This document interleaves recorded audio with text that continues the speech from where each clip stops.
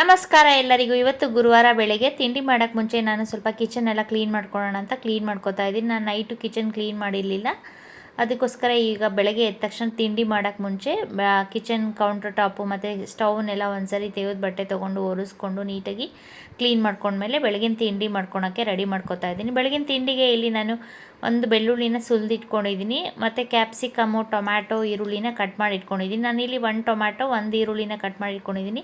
Capsicum ಇಲ್ಲಿ ನಾನು 3 capsicum ತೊಗೊಂಡಿದ್ದೀನಿ. ಕ್ಯಾಪ್ಸಿಕಮ್ನ ಚೆನ್ನಾಗಿ ತೊಳ್ಕೊಂಡು ಒಳಗಡೆ ಇರೋ ಬೀಜ ತೆಗೆದು ಈ ರೀತಿ ಉದ್ದುದ್ದಕ್ಕೆ ಕಟ್ ಮಾಡಿ ಇಟ್ಕೊಂಡಿದ್ದೀನಿ. ಈಗ ಸ್ಟವ್ ಹಚ್ಚಿ ನಾವು ಕುಕ್ಕರ್ ಇಟ್ಕೊಂಡಿದ್ದೀನಿ. ನಾನಿಲ್ಲಿ ನಾವು ಬೇಕಾದರೆ ಪಾತ್ರೆನಲ್ಲೂ ರೈಸ್ ಮಾಡ್ಕೋಬೋದು. ನಾನು ಕುಕ್ಕರ್ ಇಟ್ಕೊಂಡು ಇದಕ್ಕೆ 1 ಟೇಬಲ್ ಸ್ಪೂನಷ್ಟು ಎಣ್ಣೆ ಹಾಕ್ಕೊಂಡು ಒಂದು ಸ್ವಲ್ಪ ಜೀರಿಗೆ ಹಾಕ್ಕೊಂಡಿದ್ದೀನಿ. ಜೀರಿಗೆ ಹಾಕೋದ್ರಿಂದ ಟೇಸ್ಟ್ ತುಂಬ ಚೆನ್ನಾಗಿರುತ್ತೆ. ಜೀರಿಗೆ ಅಥವಾ ಸೋಂಪು ಎರಡರಲ್ಲಿ ಯಾವುದಾದ್ರೂ ಒಂದು ಹಾಕೋದ್ರಿಂದ ಟೇಸ್ಟು ತುಂಬ ಚೆನ್ನಾಗಿ ಬರುತ್ತೆ ರೈಸ್ ಬಾತು. ಕಟ್ ಮಾಡಿ ಇಟ್ಕೊಂಡಿರೋ ಈರುಳ್ಳಿ ಮತ್ತು ಕ್ಯಾಪ್ಸಿಕಮ್ನ ಎರಡನ್ನೂ ಒಂದೇ ಸಲ ಹಾಕಿ ಒಂದು ಸ್ವಲ್ಪ ಹೊತ್ತು ಆಯಿಲಲ್ಲಿ ಫ್ರೈ ಮಾಡ್ಕೋಬೇಕು. ಫ್ರೈ ಮಾಡ್ಕೊಂಡಾದಮೇಲೆ ಇದಕ್ಕೆ ನಾನಿಲ್ಲಿ ನೈಟೇ ನೆನೆಸಿಟ್ಕೊಂಡಿರೋ ಬಟಾಣಿನ ಹಾಕೋತಾ ಇದ್ದೀನಿ. 1 ಬಟಾಣಿ. ಇದಕ್ಕೆ ಹಸಿ ಬಟಾಣಿ ಹಾಕ್ಕೊಂಡ್ರೆ ಇನ್ನೂ ಟೇಸ್ಟ್ ತುಂಬ ಚೆನ್ನಾಗಿರುತ್ತೆ. 1 ಬಟಾಣಿ ಬೇಗ ಫ್ರೈ ಆಗಿ ಬೇಗ ಬೇಯಬೇಕು ಅಂದರೆ ನಾವು ಒಂದು 3 to 4 hours ಅಥವಾ ನೈಟ್ ಫುಲ್ಲು ನೆನೆಸಿಟ್ಕೊಂಡ್ರೆ 1 ಬಟಾಣಿ ಬೇಗ ಬೇಯುತ್ತೆ. ಈಗ ಬಟಾಣಿ ಹಾಕಾದ್ಮೇಲೆ ನಾನು ಇಲ್ಲಿ ಕಟ್ ಮಾಡಿ ಇಟ್ಕೊಂಡಿರೋ ಟೊಮೆಟೊ ಹಾಕ್ಕೊಂಡಿದ್ದೀನಿ. ನಾವು ಟೊಮೆಟೊ ಬೇಡ ಅಂದರೆ ಇದಕ್ಕೆ ಲಾಸ್ಟಲ್ಲಿ ನಾವು ಹುಣಸೆ ಹಣ್ಣನ್ನು ನೆನೆಸಿ ಕಿವುಚಿ ಹುಣಸೆ ಹಣ್ಣು ರಸ ಕೂಡ ಹಾಕ್ಕೋಬೋದು. ನಾನಿಲ್ಲಿ 2 ಟೊಮೆಟೊ ಹಾಕ್ಕೊಂಡಿರೋದ್ರಿಂದ ಹುಣಸೆ ಹಣ್ಣು ರಸ ಏನೂ ಹಾಕೋತಾ ಇಲ್ಲ. ಟೊಮೆಟೊನ ಸ್ವಲ್ಪ ಹೊತ್ತು ಕ್ಯಾಪ್ಸಿಕಮು ಮತ್ತು ಆನಿಯನ್ ಜೊತೆ ಫ್ರೈ ಮಾಡ್ಕೊಂಡಾದ್ಮೇಲೆ ಇದಕ್ಕೆ ನಾನು ಖಾರದ ಪುಡಿ ಹಾಕ್ಕೋತಾ ಇದ್ದೀನಿ. 1 ಸ್ಪೂನಷ್ಟು ಖಾರದ ಪುಡಿ ಹಾಕ್ಕೊಂಡಿದ್ದೀನಿ. ನಾವು ಬೇಕಾದರೆ ಇದಕ್ಕೆ ಹಸಿಮೆಣ್ಸಿನ್ಕಾಯಿನ ಉದ್ದುದ್ದಕ್ಕೆ ಕಟ್ ಮಾಡಿ ಹಾಕ್ಕೋಬೋದು, ಇಲ್ಲಾಂದರೆ ಪೇಸ್ಟ್ ಮಾಡಿ ಸಹ ಹಾಕ್ಕೋಬೋದು. ನಾನಿಲ್ಲಿ ಈಗ ವಾಂಗಿಬಾತ್ ಪೌಡರ್ ಹಾಕ್ಕೋತಾ ಇದ್ದೀನಿ. ಒಂದು 2 ರಿಂದ 3 ಸ್ಪೂನ್ ಹಾಕ್ಕೊಂಡಿದ್ದೀನಿ.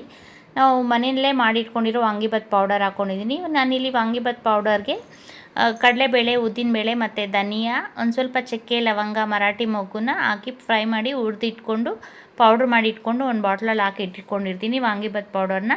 ಸೊ ಆ ವಾಂಗಿಬಾತ್ ಪೌಡರ್ನ ಹಾಕ್ಕೊಂಡಿದ್ದೀನಿ. ವಾಂಗಿಬಾತ್ ಪೌಡರ್ನ ಹಾಕಿ ಚೆನ್ನಾಗಿ ತರಕಾರಿ ಜೊತೆ ಎಲ್ಲ ಮಿಕ್ಸ್ ಮಾಡಿ ಆದಮೇಲೆ ನಾನು ಈ 2 ಲೋಟ ಅಕ್ಕಿನ ತೊಗೊಂಡಿದ್ದೆ. 2 ಲೋಟ ಅಕ್ಕಿನ ತೊಳೆದು ಚೆನ್ನಾಗಿ ಒಂದು 5 ನಿಮಿಷ ನೆನೆಸಿಟ್ಕೊಂಡಿದ್ದೆ. ಸೊ ಆ ಅಕ್ಕಿನ ಹಾಕಿ ಚೆನ್ನಾಗಿ ಮಿಕ್ಸ್ ಮಾಡಿ ಇದಕ್ಕೆ 2 ಲೋಟ ಅಕ್ಕಿಗೆ 4 ಲೋಟ ಆಗೋಷ್ಟು ನೀರು ಹಾಕ್ಕೊಂಡಿದ್ದೀನಿ. ಈಗ ರೈಸ್ಗೆ ರುಚಿಗೆ ತಕ್ಕಷ್ಟು ಉಪ್ಪು ಮತ್ತು ಒಂದು ಸ್ವಲ್ಪ ಅರಿಶಿನ ಪುಡಿ ಹಾಕಿ ಚೆನ್ನಾಗಿ ಮಿಕ್ಸ್ ಮಾಡಿ ಆದಮೇಲೆ ಕುಕ್ಕರ್ ಮುಚ್ಚಳ ಹಾಕಿ ಒಂದು 2 ರಿಂದ 3 ವಿಷಿಲ್ ಕೂಗಿಸ್ಕೊಂಡ್ರೆ ಕ್ಯಾಪ್ಸಿಕಮ್ ರೈಸ್ ಬಾತ್ ಅಥವಾ ವಾಂಗಿಬಾತು ರೆಡಿ ಆಗುತ್ತೆ. ನಾವು ಯಾವಾಗಲೂ ಬದನೆಕಾಯಿಯಿಂದ ವಾಂಗಿಬಾತ್ ಮಾಡೋ ಬದಲು ಈ ರೀತಿ ಕ್ಯಾಪ್ಸಿಕಮ್ನ ಯೂಸ್ ಮಾಡಿ ವಾಂಗಿಬಾತ್ ಅಥವಾ ರೈಸ್ ಬಾತ್ ಮಾಡಿದ್ರೆ ಸಖತ್ ಟೇಸ್ಟಿಯಾಗಿರುತ್ತೆ. ಬೆಳಗಿನ ತಿಂಡಿಗೆ, ಲಂಚ್ ಬಾಕ್ಸ್ಗೆಲ್ಲ ತುಂಬ ಚೆನ್ನಾಗಿರುತ್ತೆ. ಈಗ ಕುಕ್ಕರ್ ಕ್ಯಾಪ್ ಓಪನ್ ಮಾಡಿ ನಾನಿಲ್ಲಿ ಲಾಸ್ಟಲ್ಲಿ ಒಂದು ಸ್ವಲ್ಪ ಕೊತ್ತಂಬರಿ ಸೊಪ್ಪು ಹಾಕಿ ಮಿಕ್ಸ್ ಮಾಡ್ಕೊತಾ ಇದ್ದೀನಿ. ನಾವು ಬೇಕು ಅನಿಸಿದ್ರೆ ಇದಕ್ಕೆ ಒಂದು ಸ್ವಲ್ಪ ಲೆಮನ್ ಜ್ಯೂಸ್ ಕೂಡ ಹಾಕ್ಕೋಬೋದು. ಅನ್ನನ ಚೆನ್ನಾಗಿ ಮಿಕ್ಸ್ ಮಾಡಿ ಸೊ ಅಷ್ಟರಲ್ಲಿ ನಾನು ಬಾಕ್ಸ್ಗೆ ಹಾಕಬೇಕಾಗಿತ್ತು. 2 ಬಾಕ್ಸ್ನ ರೆಡಿ ಮಾಡಿ ನನ್ನ ಮಗಳನ್ನ ಸ್ಕೂಲ್ಗೆ ಕರ್ಕೊಂಡು ಹೋಗೋಕ್ಕೆ ಬಾಕ್ಸ್ ರೆಡಿ ಮಾಡಿ ಇಟ್ಟಿದ್ದೀನಿ. ಸೊ ನೋಡಿ, ಬಾಕ್ಸ್ಗೆ ರೆಡಿ ಮಾಡಿ ಇಟ್ಬಿಟ್ಟು ನನ್ನ ಮಗಳಿಗೆ ಒಂದು ಸ್ವಲ್ಪ ತಿನ್ನೋಕ್ಕೆ ತಟ್ಟೆಗೆ ಹಾಕ್ಕೊಟ್ಟೆ. ಸೊ ಅವಳು ತಿಂಡಿ ಮಾಡೋಷ್ಟರಲ್ಲಿ ನಾನು ಸ್ನಾನ ಮುಗಿಸಿ ರೆಡಿಯಾಗಿ ಬಂದು ತಲೆ ಬಾಚ್ಕೊತಾ ಇದ್ದೀನಿ. ತಲೆ ಬಾಚ್ಕೊಂಡು ಬಾಕ್ಸ್ಗೆಲ್ಲ ಪ್ಯಾಕ್ ಮಾಡಿ ಬ್ಯಾಗನ್ನು ರೆಡಿ ಮಾಡಿ ಇಟ್ಟಿದ್ದೀನಿ. ಸೊ ನನ್ನ ಮಗಳು ಟೈಮ್ ಎಷ್ಟಾಗಿದೆ ಅಂತ ತೋರಿಸ್ತಾ ಇದ್ದಾಳೆ. ಟೈಮ್ 7:45 ಆಗಿಬಿಟ್ಟಿದೆ. ಸೊ ಟೈಮ್ ಆಗೋಯ್ತು, ಬೇಗ ರೆಡಿಯಾಗಿ ನಾನು ಸ್ಕೂಲ್ಗೆ ಹೋಗಿ ನನ್ನ ಮಗಳನ್ನ ಬಿಟ್ಟು ಬಂದಾದಮೇಲೆ ಸ್ವಲ್ಪ ಬ್ಯಾಂಕಲ್ಲಿ ಕೆಲಸ ಇತ್ತು. ಕ್ಯಾಪ್ರಮ್ಗೆ ಹೋಗ್ಬಿಟ್ಟು ಅಲ್ಲಿ ಬ್ಯಾಂಕಲ್ಲಿ ಕೆಲಸ ಮುಗಿಸಿ ಬರೋಷ್ಟರಲ್ಲಿ ಲೇಟಾಗೋಯ್ತು. ಸೊ ಮಧ್ಯಾಹ್ನ ಅಡುಗೆ ಏನೂ ಮಾಡಿರಲಿಲ್ಲ. ಸೊ ನೈಟ್ ಊಟಕ್ಕೆ ಕೆಳಗಡೆ ನಮ್ಮ ಗಿಡದಲ್ಲೇ ಬದನೆಕಾಯಿ ಬಿಟ್ಟಿತ್ತು. ಸೊ ಬದನೆಕಾಯಿ ಒಂದೇ ಒಂದು ಬಿಟ್ಟಿದ್ರಿಂದ ಆ ಬದನೆಕಾಯಿನ ಕಿತ್ಕೊಂಡ್ಬಂದಿದ್ದೆ. ಹುರುಳಿಕಾಳು ಹುಳಿ ಅಥವಾ ಹುರುಳಿಕಾಳು ಮಸಾಲೆ ಮತ್ತು ಕಡಲೆಕಾಳು ಸಾರು, ಅವರೆಕಾಳು ಸಾರೆಲ್ಲ ಮಾಡಿದಾಗ ಆಲೂಗಡ್ಡೆ ಬದನೆಕಾಯಿ ಹಾಕಿದ್ರೆ ಟೇಸ್ಟು ತುಂಬ ಚೆನ್ನಾಗಿರುತ್ತೆ, ಸಾಂಬಾರು ಟೇಸ್ಟು. ನಾವು ಕ್ಲೀನ್ ಮಾಡ್ಕೊಂಡಿರೋ ಹುರುಳಿಕಾಳೆ ತಂದರೂ ಒಂದ್ಸರಿ ಮರದಲ್ಲಿ ಅಥವಾ ಒಂದು ಪ್ಲೇಟಲ್ಲಿ ಹಾಕಿ ಚೆನ್ನಾಗಿ ನೀಟಾಗಿ ಆದ್ಬಿಟ್ಟು ಅದ್ರ ಕಲ್ಲೇನಾದರೂ ಇದ್ದರೆ ನೀಟಾಗಿ ತೆಗೆದುಬಿಟ್ಟು ಆಮೇಲೆ ನೆನೆಸ್ಕೋಬೇಕು ಹುರುಳಿಕಾಳನ್ನ ಇಲ್ಲಿ ನಾನು ಒಂದು 4 to 5 hours ಅಂದರೆ ಬೆಳಗ್ಗೆನೇ ನೆನೆಸಿಟ್ಕೊಂಡಿದ್ದೆ. ಚೆನ್ನಾಗಿ ಊರಿದೆ ಹುರುಳಿಕಾಳು. ನೆನೆಸಿಟ್ಕೊಂಡ್ರೆ ಹುರುಳಿಕಾಳು ಬೇಗ ಬೇಯುತ್ತೆ. ಫಾರಮ್ನ ಹುರುಳಿಕಾಳಾದರೆ ಹಾಗೇ ಮಾಡಿಕೊಂಡ್ರು ಬೇಗ ಬೆಂದ್ಬಿಡುತ್ತೆ. ಸೊ ಈಗ ನಾನು ಕುಕ್ಕರ್ ತೊಗೊಂಡು ಹುರುಳಿಕಾಳನ್ನ ಹಾಕ್ಕೋತಾ ಇದ್ದೀನಿ. 1-2 ಸರಿ ತೊಳ್ಕೊಂಡು ಚೆನ್ನಾಗಿ ಹುರುಳಿಕಾಳನ್ನ ಹಾಕ್ಕೊಂಡಾದ್ಮೇಲೆ ಇದಕ್ಕೆ ನಾನು ತೊಗೊಂಡಿರೋ ಬದನೆಕಾಯಿನ ಚೆನ್ನಾಗಿ ತೊಳೆದ್ಬಿಟ್ಟು ಕಟ್ ಮಾಡಿ ಹಾಕ್ಕೊಂಡಿದ್ದೀನಿ. ಬದನೆಕಾಯಿನೂ ಜೊತೆಲೇ ಹಾಕ್ಕೊಬಿಡ್ತಾ ಇದ್ದೀನಿ. ಸೊ ನಮ್ಮ ಮನೇಲಿ ಬದನೆಕಾಯಿ ತಿನ್ನಲ್ಲ, ಅದಕ್ಕೆ ಸಾಫ್ಟ್ ಆಗಿಬಿಟ್ರೆ ಹಾಗೆ ತಿನ್ಬಿಡ್ತಾರೆ ಅಂತ ನಾನು ಹುರುಳಿಕಾಳು ಜೊತೆನೇ ಬೇಯಿಸ್ಕೊಂಡ್ಬಿಡ್ತಾ ಇದ್ದೀನಿ. ಇದಕ್ಕೆ ಆಲೂಗಡ್ಡೆ ಹಾಕ್ಕೊಂಡ್ರು ಟೇಸ್ಟ್ ಚೆನ್ನಾಗಿರುತ್ತೆ. ನಾನಿಲ್ಲಿ ಆಲೂಗಡ್ಡೆ ಹಾಕ್ಕೊಂಡಿಲ್ಲ. ಕುಕ್ಕರ್ನ ಒಂದು 2 ರಿಂದ 3 ವಿಷಿಲ್ ಕೂಗಿಸ್ಕೊಂಡ್ರೆ ಹುರುಳಿಕಾಳು ತುಂಬ ಚೆನ್ನಾಗಿ ಬೆಂದಿರುತ್ತೆ. ಸೊ ಈಗ ನಾನು ಮಸಾಲೆಗೆ ಹಾಕ್ಕೋತಾ ಇದ್ದೀನಿ. ಮಸಾಲೆಗೆ ಇಲ್ಲಿ ನಾನು ಮಿಕ್ಸಿ ಜಾರ್ ತೊಗೊಂಡು ಇದು ಚಿಕ್ಕದು ಕೊಬ್ಬರಿ ಚಿಪ್ಪು, ಇದರಲ್ಲಿ ಒಂದು 1/4 ಚಿಪ್ಪು ಹಾಕ್ಕೋತಾ ಇದ್ದೀನಿ ಅಷ್ಟೇ. ನಾನು ಕೊಬ್ಬರಿನ 1/4 ಅರ್ಧ ಚಿಪ್ಪು, ಕೊಬ್ಬರಿ ಸ್ವಲ್ಪ ಜಾಸ್ತಿ ಹಾಕ್ಕೊಂಡ್ರು ಪರವಾಗಿಲ್ಲ, ಟೇಸ್ಟ್ ಚೆನ್ನಾಗೇ ಇರುತ್ತೆ. ಕೊಬ್ಬರಿನ ಸಣ್ಣದಾಗಿ ಕಟ್ ಮಾಡಿ ಹಾಕ್ಕೊಂಡು ಈರುಳ್ಳಿ ಮತ್ತು ಬೆಳ್ಳುಳ್ಳಿನ ಇಲ್ಲಿ ನಾನು ಒಂದು ಸ್ವಲ್ಪ ತವಾ ಮೇಲೆ ಹುರ್ಕೊಂಡಿದ್ದೀನಿ. ಹುರ್ಕೊಂಡಿರೋ ಈರುಳ್ಳಿ ಬೆಳ್ಳುಳ್ಳಿನ ನಾನೀಗ ಮಿಕ್ಸಿ ಜಾರ್ಗೆ ಹಾಕ್ಕೊಂಡಿದ್ದೀನಿ. ನಾವು ಬೇಕಾದರೆ ಹುರ್ಕೊಂಡಿರೋ ಹಸಿದು ಕೂಡ ಹಾಕ್ಕೋಬೋದು. ಈರುಳ್ಳಿ ಬೆಳ್ಳುಳ್ಳಿ ಟೇಸ್ಟು ಚೆನ್ನಾಗೇ ಇರುತ್ತೆ.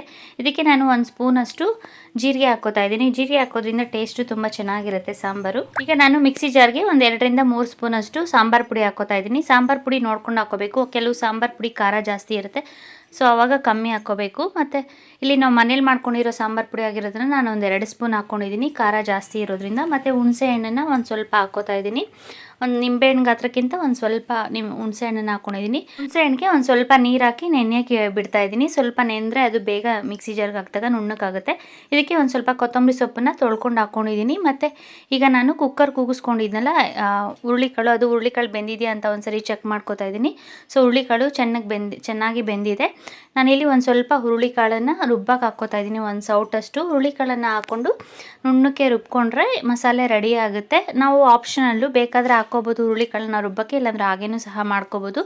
ಈಗ ನಾನು ಕುಕ್ಕರಿಂದ ಒಂದು ಪಾತ್ರೆಗೆ ಹಾಕ್ಕೋತಾ ಇದ್ದೀನಿ ಹುರುಳಿಕಾಳು ಮತ್ತು ಬದನೆಕಾಯಿನ ಬೇಯಿಸಿಟ್ಕೊಂಡಿರೋದನ್ನು. ಇದಕ್ಕೆ ನಾವು ರುಬ್ಬಿಟ್ಕೊಂಡಿರೋ ಖಾರನ ಹಾಕ್ಕೋತಾ ಇದ್ದೀನಿ. ಹುರುಳಿಕಾಳನ್ನ ನಾವು ರುಬ್ಬಕ್ಕೆ ಹಾಕೋದ್ರಿಂದ ಸಾಂಬಾರು ಮಂದ ಬರುತ್ತೆ ಮತ್ತು ಟೇಸ್ಟು ಸಹ ತುಂಬ ಚೆನ್ನಾಗಿರುತ್ತೆ. ಸೊ ಅದಕ್ಕೆ ನಾನು ಸ್ವಲ್ಪ ಹುರುಳಿಕಾಳನ್ನು ರುಬ್ಬಕ್ಕೆ ಹಾಕ್ಕೊಂಡಿದ್ದೀನಿ. ನಾವು ಹಾಗೇನು ಖಾರ ರುಬ್ಕೊಂಡು ಖಾರನ ಮಾಡ್ಕೋಬೋದು. ಈಗ ನಾನು ಖಾರನ ಹಾಕ್ಕೊಂಡು ಚೆನ್ನಾಗಿ ಮಿಕ್ಸ್ ಮಾಡ್ಕೋತಾ ಇದ್ದೀನಿ ಹುರುಳಿಕಾಳು ಜೊತೆ.